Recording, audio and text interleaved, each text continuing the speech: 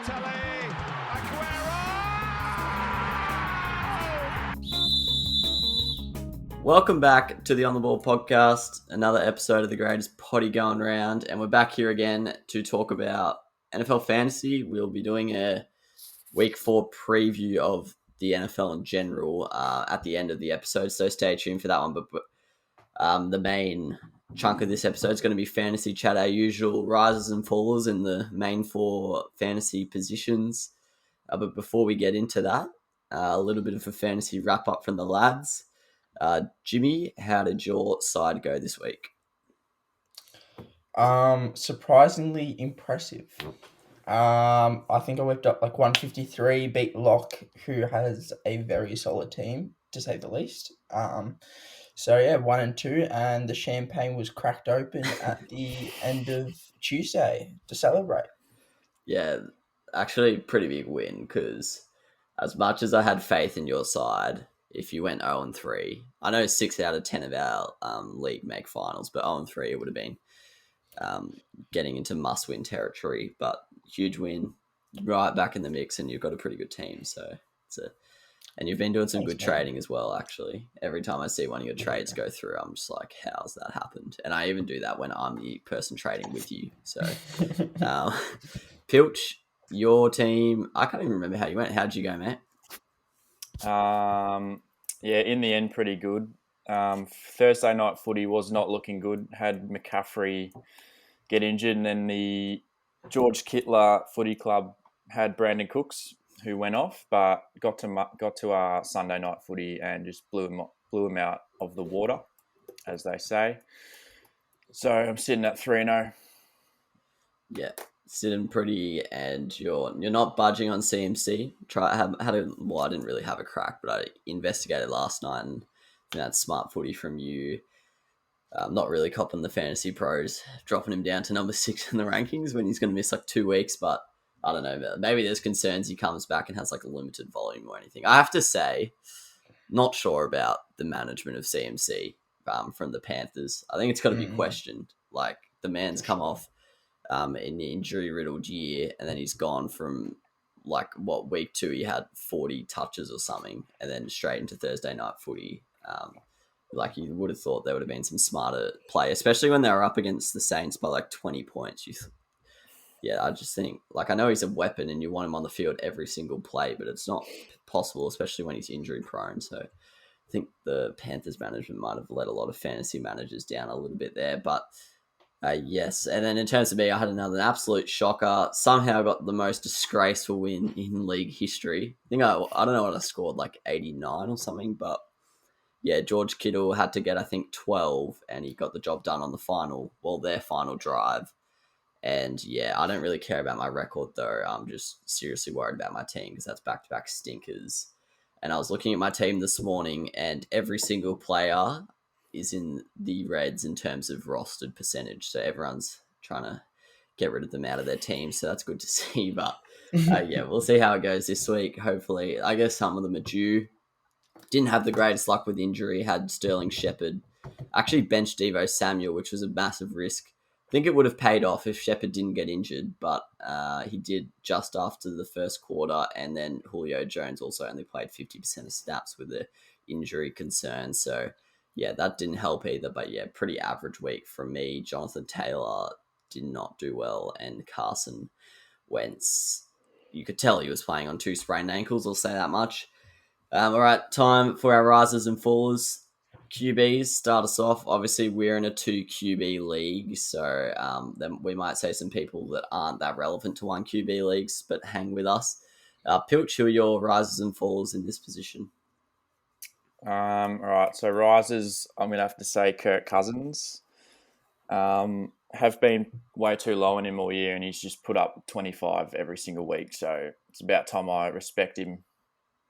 And also Sam Darnold, Kurt's man. He's just in an elite offense with huge weapons, and he actually doesn't look too bad. Like, probably looks better than Bridgewater and all that. So I think he'll be decent on fantasy. Hate to admit it, but I think he will. Yeah, I don't know. I think that's harsh on Teddy, but Yeah, I agree with you. He's definitely a riser for me just because of their schedule, to be honest. Like, as we saw That's true, last yeah. week, they're legit just going to score 25, 30 points every week because their opponents aren't great. And he's bound to get 2 touchdowns a week pretty much with solid yardage. So, yeah, he's a decent option. Yeah, Kirk, I actually have him pretty high, but I agree with you. His form so far has been pretty hectic. Like I've talked to you in the past, Pilch, about there being a bit of a top 11 QBs, and then the gap to number 12 is pretty high. But Cousins could be bridging that gap. Who are your falls, mate?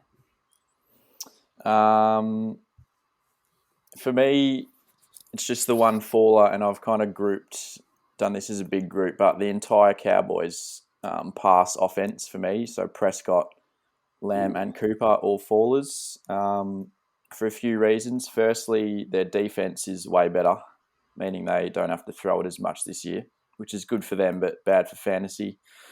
And also the run game looks really good. They seem to be running the ball whenever they can, so obviously that'll have an effect as well. Yeah, I actually completely agree with you there.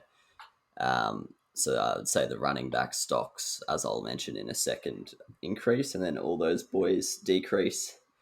To be honest, I think I'm only high on CD Lamb out of that bunch. I think I'm relatively low on the others. Curtis, rises and falls, mate, for the QBs.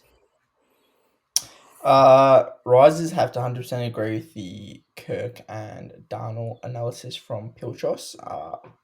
Both been impressive given their initial rankings at the start of the year. So got to give them ticks if you drafted them or you have them or you've rostered them. I've also gone for Taylor Heineke. He's only in for probably about 8 weeks or so, given Fitz's injury, but I think he's a pretty solid contributor and he's shown that through the first 3 weeks. With Fitzy being injured, I think he's not someone you're ever going to really start unless you have to, but he's a great bench warmer, I think. And if he needs to be put on the pitch, I think he's going to give you a solid 15 to 20 every week. Just with his short passing, and it kind of just guarantees a bit of consistency as well. My QB riser is the Staff. Matthew Stafford absolutely tore up the Bucks. He was my number 10 heading into the week, but he's probably going to have to rise this week. He's had weeks of 26 and 30 passing attempts, which was one of my main concerns with him. But whether it be due to Hendo's injury this week, but McVay finally let him have a crack, really, and he had 38 attempts. He scored just under 30, and I don't even think he played like lights out. Like, I definitely think there's even room for improvement. We saw him miss like Deshaun Jackson quite a few times before he finally hit him. So, and he's also played Chicago, the Colts, and the Bucks, who, if you ranked the defenses in the preseason, you'd probably say they were all top 5. So, yeah, it's pretty scary to think how high Stafford's ceiling is in terms of fantasy and also in the NFL. But yeah, for me, he's a riser and a faller. I've got Jalen Hurts. I actually had him so high last week. I had him at number 3, but look, I don't know. Like, I don't want to go too early on him because he did end up getting about 20 in a pretty average loss, but he averaged 4 yards per carry and he had 2 interceptions, which neither of those things are going to happen every week. But the fact that it was against a Cowboys defense that isn't great, yeah, it's just a bit of a concern for me. And I don't think I think the likes of Josh Allen and stuff like that are going to be a lot better options than Hurts, even though Hurts's floor is quite low.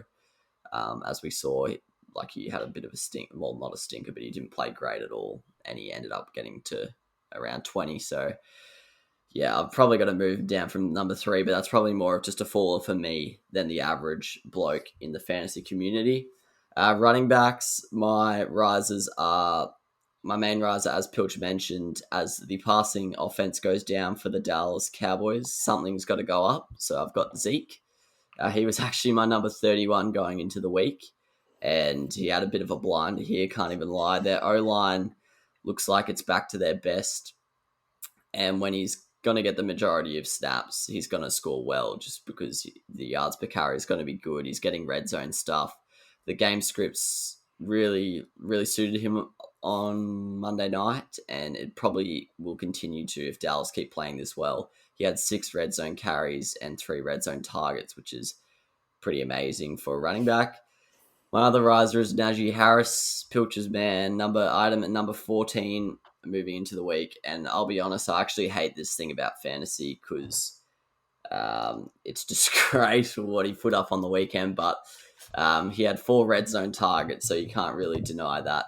He had 20 targets in general, which is just outrageous, and he's not going to be averaging that every week because, like, Deontay was out, Juju went out at halftime, and yeah, like, their offense isn't firing well, so I don't think he's going to get that much every week, but his yards per carry was a concern, but realistically, it can't get any worse than it already is, so yeah, I can't see why he's not going to be a top 10 finisher at the end of the season with that sort of usage, which I hate to see because he had pretty much no impact on the game. But anyways, that's more of an issue with the whole system, so I won't blame the player. And then my faller before we get to you boys is Josh Jacobs. He was already down at like number 27 for me, but he's still rostered in quite a lot of leagues. So Peyton Barber stepped in during his absence and tore it up. He had 6 red zone attempts, and like I think he was in the top 5 running backs for the week or something like that. I think when Jacobs will return, he'll obviously be the number 1 back, but now you've got Drake, you've got Barber. I just don't think he's really a starter now, and I would definitely be trying to offload him. He's still got some name value, I'd say. So yeah, for me, he's a no-go, Josh Jacobs at the moment. Kurt, who are your running back rises and falls? I got a couple rises. First one for me is got to be Robinson, who I was talking about before. For me, he had lost a tiny bit of value in the first couple of weeks, just given I thought they were going to throw it a lot more, given obviously they spent their first draft pick on Trevor Lawrence and they've got a reasonable quartet of receivers. But yeah, it seems to be pretty obvious that they're going to start giving it to J-Rob. Both in the passing and running game. He seems to have pushed out Hyde a bit, which is kind of what was expected to happen as the season went on, given J-Rob seems to be pretty elite and Hyde's just kind of your steadfast running back that seems to go from team to team in the league. So I think he's got some serious upside relative to his first 2 weeks, and I think he showed that in his 3rd week performance. I also have D Swift for myself in the rises. Wasn't high on the man at the start of the season, as you boys would know. In fact, was ripping people for drafting him early. But I have to admit I was wrong. Apologies to whoever I ripped as well. The man looks elite. He doesn't necessarily have the run game volume that you would like, but he seems to be an elite pass catcher. And he's gained tons of volume in that regard, which obviously stacks up points on the PPR leagues for running backs. So he's certainly shifted into my top 10. I'm not sure he's going to be maybe a top 5. I think he might plateau a bit in terms of his output, but yeah, I certainly think he's going to be a top 10. So definite riser for me relative to the start of the season. In terms of fallers, there's a couple. Got myself Gibson. I think there needs to be a bit of a worry around Gibson and his performances. His performances were thought to be his hype at the start of the season was thought to be an increase in volume, similar to kind of CMC numbers, which is what I was reading yesterday, but doesn't seem to be the case. They seem to love McKissick, so McKissick seems to get a lot of those short runs, and he actually takes a lot of the red zone runs as well, which is a big concern for Gibson because you want those TDs for your PPR running backs. So I'm certainly not saying he's like 20th or something, but I just don't think he's going to be top 10 like he was projected at the start of the season. And another one in terms of the fallers is got to be Damien Harris as well. He looked pretty elite that first week with a 100-yard performance. But yeah, I think that excitement has kind of rubbed off. So yeah, I think he's a faller, but I'm not saying don't think he's going to be outside maybe top 25. I think he can still push push the top 25. Yeah, Damien Harris is like the most vanilla fantasy player, I reckon, because he's just got like no pass catching. Like even when James White got injured on the weekend, apparently they went to like JJ Taylor and some other bloke for the catching stuff. I think Antonio Gibson's a weird one. I feel like there's a strong correlation between his performance and the defense's performance, because at the moment their defense is playing like shit, which no one was expecting. And I feel like he needs the defense to play well to keep the games tight, so they run the ball more. But yeah, at the moment they're going down pretty early, and they just give McKissick all the footy because he is a bit of a weapon. Pilch, your rises and falls, mate. Yep. Chase Young, 0 sacks so far this season. So hopefully he's a bust. But my rises, James That's Robinson, awful as call. Kurt said, just looks like an absolute beast, and the role's getting better every week. So certainly him. And then I've got Zach Moss as well. 0 didn't play the first week, but now he looks like he's the man in the Buffalo backfield. So I think he's got a bit of value. Yeah. And fallers, I've just got Joe Mixon, partly because I was very high on him coming into the week and only one catch this week, and obviously a poor O-line. So it's kind of like Najee Harris, but looks like he's going to be copping less passing work, so going to have to drop him down my rankings.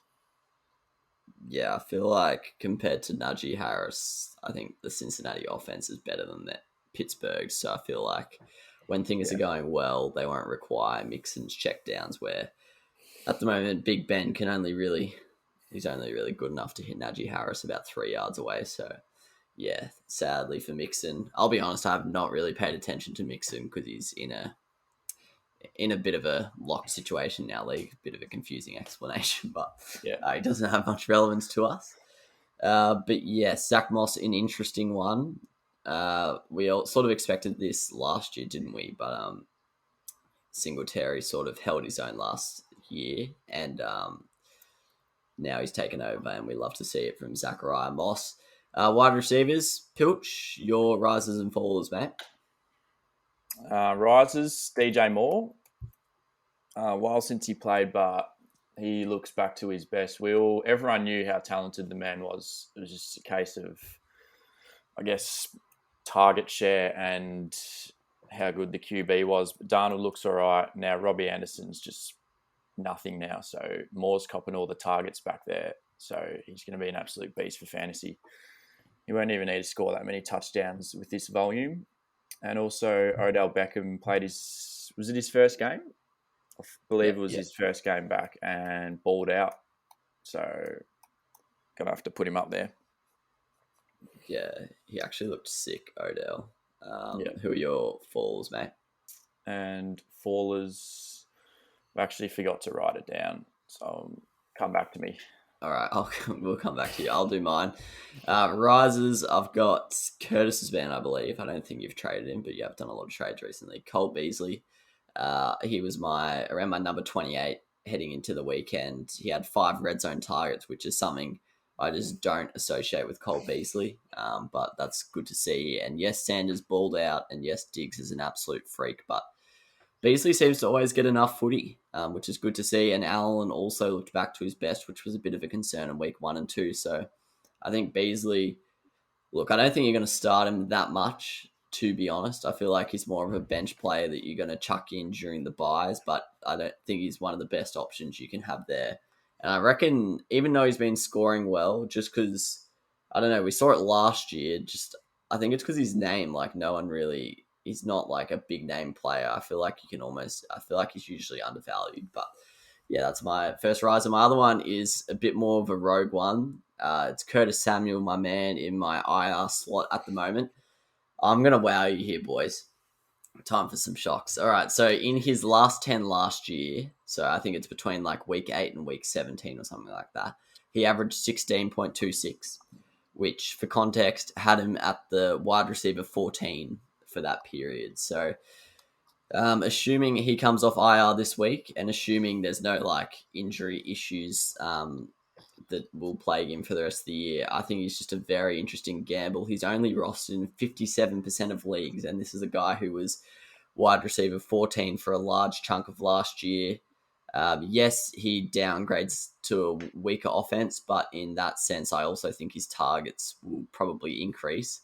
He's only 25, so he's still pretty young, and they're also paying him a guaranteed 22 million over the next 2 years. So they obviously rate him highly. He's going to slot into a wide receiver 2 position. I think he's going to take a lot of the footy away from Humphreys and De'Ami Brown. And yeah, as Curtis said, their running game's not looking great right now, and I reckon he's going to be a very interesting option for fantasy players, and I reckon he's definitely worth a waiver addition if he is not rostered in your league, because yeah, I feel like people definitely forget about some of the IR players early in the season, and when they come off, you can usually get them, well, in this case, in 43% of leagues, you can get him for absolutely nothing, so yeah, I reckon he's definitely worth a gamble. And even in leagues that he's rostered, I reckon I don't know, if you've got like a bloke like Jacoby Myers or something like that, I reckon that wouldn't be the worst trade, something like that. And then my faller, it's another one of my men on the Mish's Milkman lineup. It's Deebo Samuel. Look, I'm not like that low on him, but I just had him really, really high. Like I actually had him in my top 10, which is pretty outrageous, but I still think he's being undervalued by everyone. I think he'll be top 20. But yeah, Ayuk and Kittle sort of looked to get back into the swing of things. Last week, Ayuk had 4 red zone targets himself. Did only catch 1, but anyways, he's obviously getting more attention. And then Kittle, can't remember his stat line, but I reckon he had like 6 catches or something. So yeah, I think both of them, their usages are returning to what we were expecting. And obviously that's going to affect Deebo. He still had 11 targets on the day, and he was on Jair Alexander. So you can forgive him for not having a blinder, but I just don't think his production out of week 1 and 2 was sustainable, and I think we saw that in week 3. So, yeah, he's a bit of a faller for me, but I still think he's being a little bit underrated by people because I don't think week 1 and 2 was a fluke. I just think it was a little bit inflated of what he really will give us. But yeah, he's going to be an interesting one to watch. Curtis, your wide receivers, mate. For the risers, going to start off with Cooper Kupp. I wasn't too high on him at the start of the season. Obviously, I still thought he was probably top 20. And I've been pretty warish of chucking him in my top 10 until now, just because obviously wide receivers can be pretty volatile. They can obviously have some insane weeks. And Lockett's a prime example of this, where they can have a couple insane weeks and then they can really fall off a cliff for the next couple. But it seems to be that Cooper Kupp's production is going to be something that's pretty consistent throughout the year with Stafford. So he's a definite riser for me. And I haven't chucked him in my top 5 yet. I've probably got him around 6 on my wide receiver rankings. But if he does it again this week, I don't see how I can keep him outside my top 5. He'd be a solidified figure in my top 5 wide receiver rankings. So massive rise for that man. Also got the Arizona receiver core bar Hopkins in my rises. Hopkins looked injured, to say the least, on Sunday. So I think if he's injured and out for a bit, which he might be, just because he actually did look like he was in some strife, that there's a chance that Kirk and Green can have an increase in production. Kirk's actually looked pretty good in those first few weeks as well. I think he's the 15th best producer of PPR points at the moment in terms of wide receivers. So he's looked pretty solid, had a good volume as well. So those two are both risers. And also, I'm going to give a shout out in my rises to the IR boys, such as like Jerry Jeudy and Michael Thomas. If you've gone through the hardship of having them for the last couple of weeks and now going into week 4 as well, their trade value is going up firstly, and you've gone through the hardship of having them, so you might as well keep them now and get them back on the field. Jerry Jeudy obviously looked elite in that first 3 quarters. I think he had 6 or 7 targets. I think it was six catches for 7 targets or something. He looked pretty elite, and obviously Michael Thomas's talent's pretty much unquestionable. So he's both of them are big risers in my books, and if you've got them, keep them.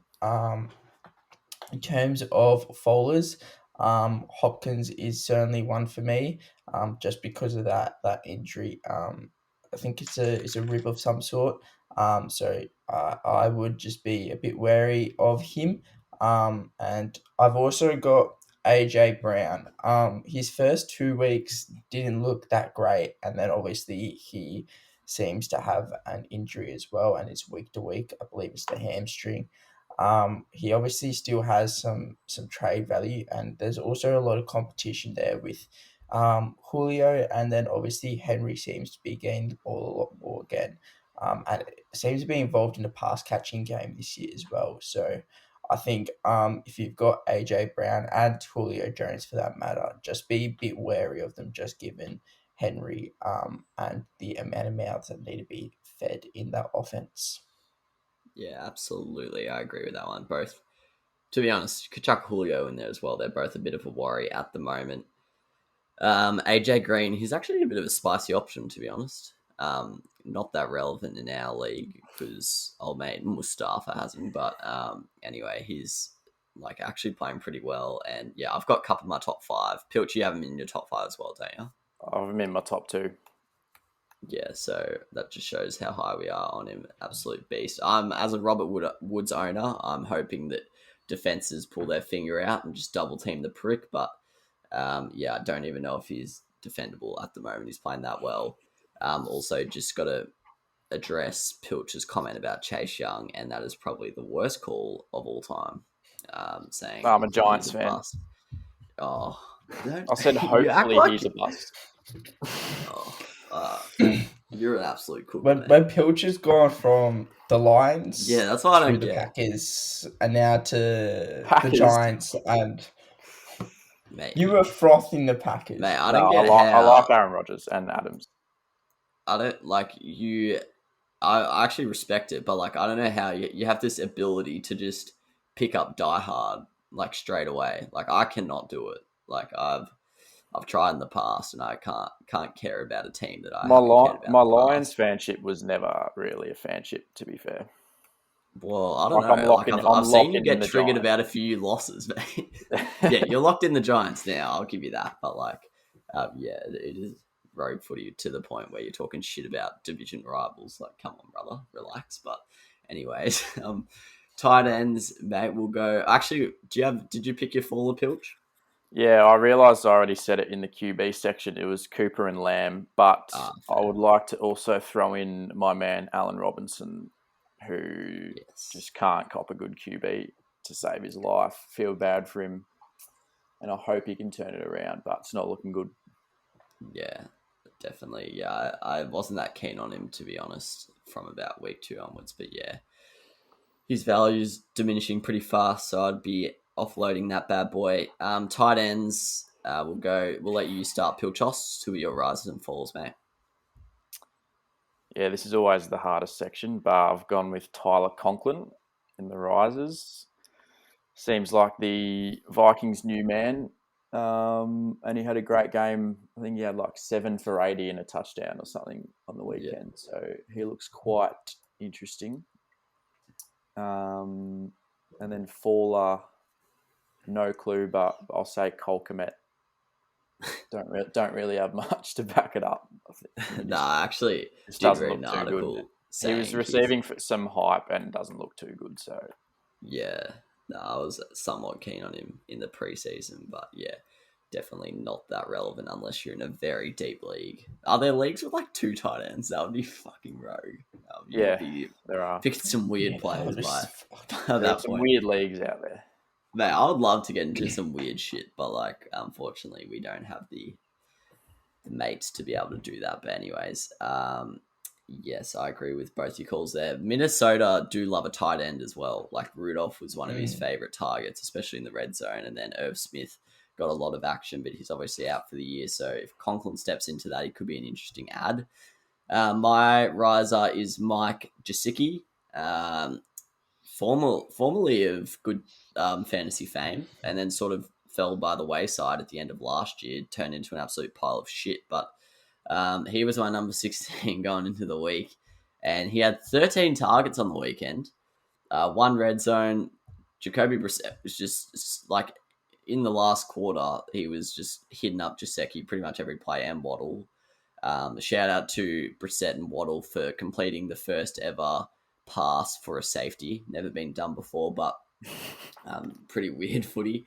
But yeah, it looks like Jaceki could be a top 10 level tight end if he's going to get this sort of production. I don't think he's going to score many, but if he's getting 13 targets, you don't even need him to score anything. So, yes, it obviously is a tough one in Miami. They've got Brissett, and then eventually Tua will come back in. But, yeah, I think he's definitely an interesting option as maybe a bench ad.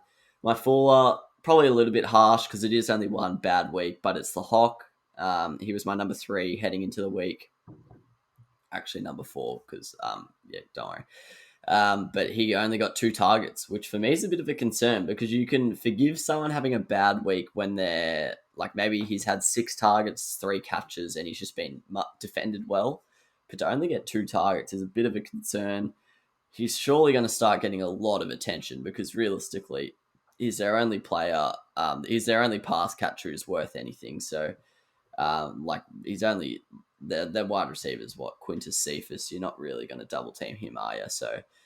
Looks like the Hawks are going to have a hard time of things in terms of that.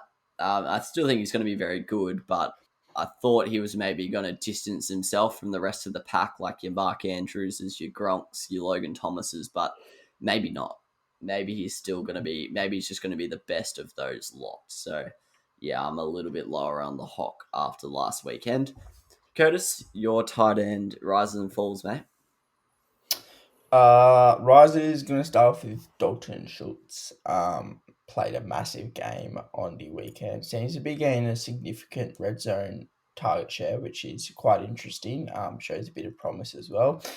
He's had 14 catches in the first 3 weeks, which isn't too bad for a tight end he's probably going to sit around that 10 to 15 mark, maybe pushing into maybe like 10 to 8 range. But yeah, I think there's certainly some upside, and if you're looking to chuck a tight end as a backup on your bench, I'd certainly look at Schultz as an option because the man has got a reasonable target share, which is pretty impressive given that Cowboy offense. In terms of fallers, I'm going to chuck in both the New England tight ends. I wasn't sure how it was going to work at the start of the year in terms of who, if there was going to be a dominant tight end or if they're just going to simply just share the targets. But it seems to be the case that they're going to kind of share the targets, but it's going to be like fluctuating per week. So there's going to be no consistency, no way of telling who's going to be copping the targets for a particular week. So if I was a fantasy manager, I'd be staying well away from both of them because you can't guarantee anything in terms of their performances week upon week. So you're only going to be streaming them in certain cases, and it seems to be that there's no point in doing that because you just have no clue how they're going to perform. Yeah, I still don't even know why they brought them to the Patriots. Like, such a rogue double pickup, sure. And they legit paid them good money as well. But yeah, I completely agree with you there. The Schultz one's an interesting call because I actually was sort of high on him in the preseason, but what spooked me was Blake Jarwin coming back from his ACL, but looks like Schultz is just remaining the number 1 big dog. So yeah, he's definitely an interesting one. Also, I'll get your boys' thoughts on this. Couple injured reserve players coming off. Do they have any value at all? I'll pitch you 3 here. I've already talked about Curtis Samuel, but these are the 3 I'm thinking off my head. Go to you, Pilch. Let me know if any of them have value. John Ross, N'Keal Harry, and Rashad Bateman. Any of them relevant to fantasy? Bateman, that's it. Yeah, do you reckon he's worth picking up, or is it a wait-and-see operation? If you're in a 12-man league, yes, definitely. Interesting. Kurt, what are your thoughts on those 3? I agree with Pilch that Bateman's the only one worth picking up. And in terms of a league like ours, which is a 10-man league, even maybe a 12-man league, I'm still in a wait and see kind of circumstance because I don't think he will have much target volume to start to start off. We're talking the first 2-3 weeks are probably going to be pretty poor in terms of expectations. And then he needs to compete with Brown as well, and Brown's actually looked pretty solid so far to start the season. So, I would definitely wait and see, but I wouldn't be surprised if he ends up being pretty elite because he had some talent coming out of college, and people were frothing him. So I would just wait and see, but I would be trigger happy with picking him up on the waivers in a couple of weeks. Yeah, actually, going to be an interesting watch this week against a good Denver opposition. If he does play, in fact, we don't even know if these three are playing. I don't know why I can't get off N'Keal Harry. Like, I refuse to accept his shit, but he might be. I don't know. I'm pretty sure he was a first round pick. I think he was a first round pick, and I think he went before DK Metcalf. But yeah, I don't know. Yeah, he did. I know draft's not everything, as we have seen some pretty weird calls in the past. All right, moving into the preview. There's some good games this week, as there always are. Huge for us Aussies. Daylight saving starts on Saturday, so Monday morning goes from 3 a.m. to 4 a.m., which is massive. Very excited for that. More footy to watch for the lads, and then in a matter of weeks, it goes all the way to 5 a.m., so you can pretty much watch the whole action, which I'm toey about. I'm actually toey for this week, just even an extra hour of footy. There's some good games on TV as well. Obviously, the headline act is Tom Brady heading back to Foxborough with his Bucks boys. Some other interesting games that are being televised here. We've got the Panthers up against the Cowboys. That's a real test for both sides to see where they're at. The Ravens up against the Broncos. We'll find out if the Broncos are anything. All right, sure bets. We are yet to get one of these wrong, which you would expect, but I don't want to jinx it. Me and Pilch are 2 from 2. Curtis is 4 from 4 because that's how he rolls, just saying extra shit. But we've all gone different ones here, which is, I think, a first so far this season. Kurt, who have you gone with here, mate? Titans over the Jets. The Jets stink, so I don't even need to explain more than that, by the fact that they can't even put points on the board, so it's an absolute joke at the moment. And if you're a fan of the Jets, I'm sorry for you, to be honest, because I'm talking it's the Melbourne Footy Club of the late 2010s, early late 2000s, early 2010s. Just it's a shit show is what it is. So yeah, feel sorry for the Jets fans. Yes, I actually feel bad for them. I'm going to be interested to see how Wilson goes this week. Obviously, the Titans' defense isn't horrible, but I think it's the worst he's played so far. Like, they've played the Panthers, the Patriots, the Broncos, who are all three pretty good defenses. So definitely going to be a big test for Wilson. If he has another 3 interception day against the Titans, then obviously he's not crap, but then there are real worries starting to come in from me and probably everyone else. Pilch, who's your sure bet, mate? My sure bet will be the Chiefs to beat the Eagles. Just no way it doesn't happen. Just Chiefs coming off 2 losses in a row. And the Eagles looked real bad against the Cowboys. So yeah. Yeah, I thought the Eagles' defense was gonna make the Cowboys game tight, regardless of how the offense played, but they got blown out. So yeah, I understand that one. I've gone the bookmakers' largest favorite, so a bit of a dog act, but I've got the Bills hosting the Texans. I just don't think, even though the Texans' defense actually looked somewhat okay on Thursday Night Footy last week, I just don't see a world where they keep the Bills below 30 points here, and I don't really see a world where they put up 20 plus themselves. So yeah, I think the Bills win. The Bills win easy. And they did say they're going to take the training wheels off Davis Mills this week, and they're going to let him throw a bit more, which is going to be interesting to see because last week they didn't really give themselves a chance to win the way they were playing. But yeah, that's going to be one to watch. Upset of the week. This is me and Pilch are undefeated so far. Curtis is 2 from 4, and he's gone 2 again this week. So he has a larger margin for error, but he also has a larger margin for success, if you get what I mean. So I'll actually start us off for this one. I struggled for an upset this week. I just don't like it at all. But because when I looked, it was sort of confusing. The Ravens were underdogs at the line, but head to head they were favourites. So I didn't consider that underdog because otherwise I probably would have backed them. But I'm going Seattle to beat Curtis's Niners at home. I did some research, and since the opening of Levi Stadium, Seattle are 6 from 7, and the only time they lost was in overtime in 2018. So they don't hate going to Santa Clara at all and getting the job done against Kyle Shanahan's men. And the last time Seattle were 1-3, they're 1-2 right now, so a loss here would make them 1-3. Was 2011, and that was the year before Russell Wilson got drafted. So yeah, I think this is a good chance. I'm still high on the 49ers. I still like them a lot. I've predicted them to have 12 wins, and I'm not really turning the lights off on that call, but I just think Seattle, after a really disappointing Vikings game, after a disappointing loss to the Titans, they've been getting cut up by the run, which is a little bit of a concern because the 49ers are a good running offense, but I just think Seattle will get the job done here and win in a pretty high-scoring affair, I think that'll be a good game to watch, even though it's not on TV. So, for Australians, Pilch, what is your upset, mate?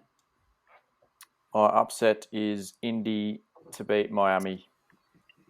Miami, not too high on them. They haven't looked unreal. 1-2, and then Indy are 0-3, and I think this has to be the bounce back game for them. Otherwise, you can rule playoffs out. So I think their D especially will come in red hot and they'll get the job done. Yeah, they need it pretty much. On the review episode, I relegated them from my playoff picture, but a win here, who knows, could keep them back in the mix, and they definitely need it. It's going to be interesting to see what Miami does because their defense has been giving up a lot more points than they would be liking at the moment. So that's going to be an interesting one. 2 quarterbacks, not of, elite fame at the moment, but we'll see how that goes. Kurt, your 2 upsets, mate.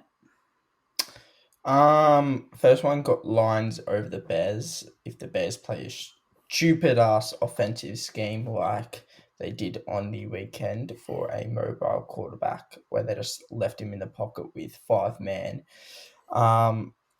Defensive lines, I think they could be in strife because the Lions have not looked bad at all, and to be fair, gave the Ravens a run for their money. So yeah, I'm actually a bit higher on the Lions these days than at the start of the season. And then got the Panthers over the Cowboys. The Panthers D actually looks like scary, like it looks good. So, I think there's a chance that the Panthers can go 4-0.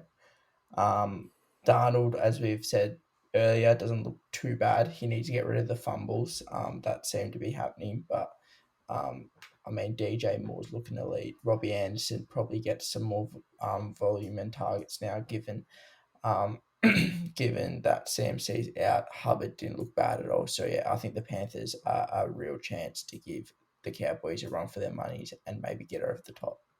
Yeah, this one's actually on TV in Australia. It's on Channel 7, so keen to watch that one in the early kickoff. It could go either way, really. We'll see if the Panthers are the real deal, you'd have to say. The Lions-Bears, bit more of a road call. Does the starting quarterback affect your decision-making there at all? Like, are you happy to take the Lions even if Dalton starts or if Foles starts?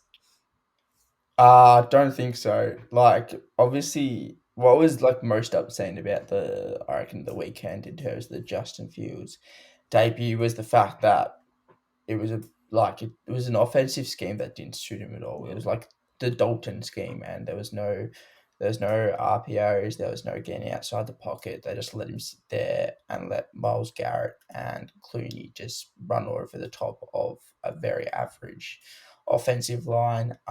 So to be honest, I don't think so, because I think like surely Matt Nagy's like shifted up the offensive scheme to give the man a chance other than just sit in the pocket and have 1.1 yards, passing yards, which is disgusting to say the least. So yeah, I don't think it really changes my opinion on the game. I still think the Lions, no matter who the quarterback is and no matter the offensive scheme, is a chance, because Matt Nagy is a joke.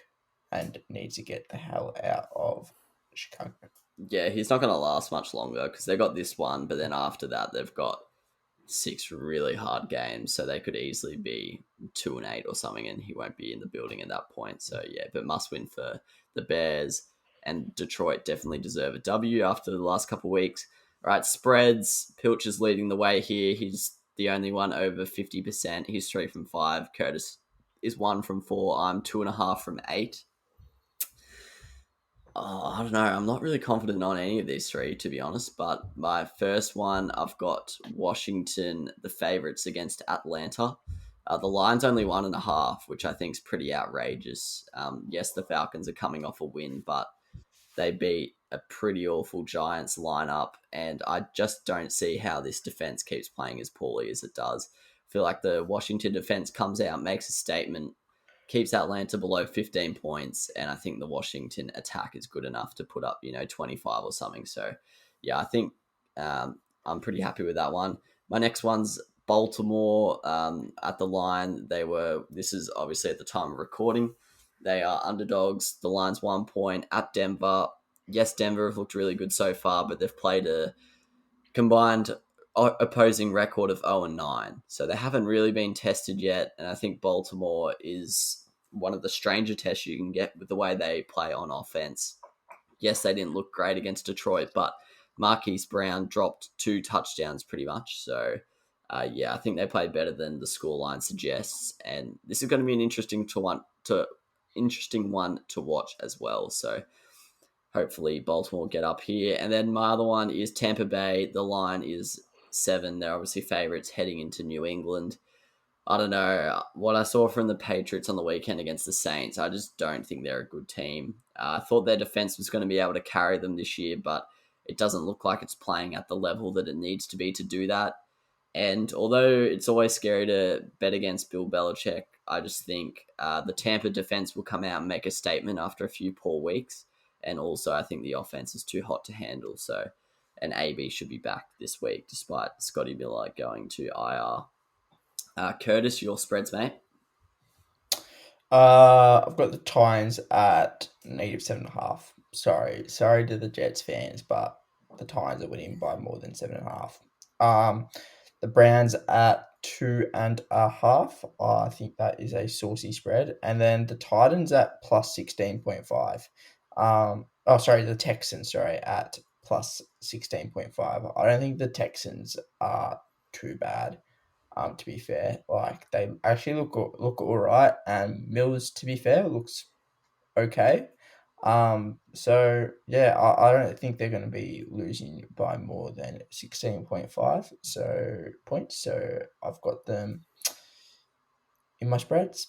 Yeah, 16.5. That is large. That's a pumping if Buffalo cover it. The Browns-Vikings one, might let Pilch talk about it a little bit more, but yeah, that's a spicy one. I was a bit scared because the Vikings did look good on the weekend, but Browns looked even better. So I think that's value for sure. Pilch, your spreads, mate? Yeah, I've also got the Browns. They're obviously a way better team than the Vikings, but I do actually have a kind of a bad feeling about this one, but I'm going to lock it in anyway. They are playing away, and yeah, I could just see the Vikings causing an upset. But obviously, I think, like in all likeliness, they'll cover. And I've got the Giants plus 7.5 against the Saints. I just back the Giants' ability to keep a game close. Their last 2 losses have been by 1 point and 3 points. Last season, they did it all year, lost by 2 points every week. And the Saints' offense still stinks. So I'm not expecting a high-scoring game at all. And then I have got, same as you, Cork, the Ravens at +1 over Denver. I think they'll just win that game. So back them in. Yeah, I'm actually very keen for the Baltimore-Denver game. It's a very interesting tactical matchup. I have to say, the Channel 7, for those Australian listeners, the Channel 7 lineup is kind of beating the Foxtel lineup this week. We've got Panthers, Cowboys, and Ravens, Broncos, as opposed to Chiefs, Eagles, and Packers, Steelers. Like, I don't really give a shit about those 2 pumpings, but Yes, excited for another weekend of footy. Excited for actually not an extra hour of sleep, but an extra hour of footy after daylight savings kick in on Saturday. Looking forward to another hectic week of footy. Good luck to, I was going to say good luck to all the teams, but it's like, what the fuck? Why would I say that? But good luck to everyone's fantasy sides, you two as well. I am versing Pilch, but I am probably going to get fisted. So, yes, I'll end that there. See you, boys.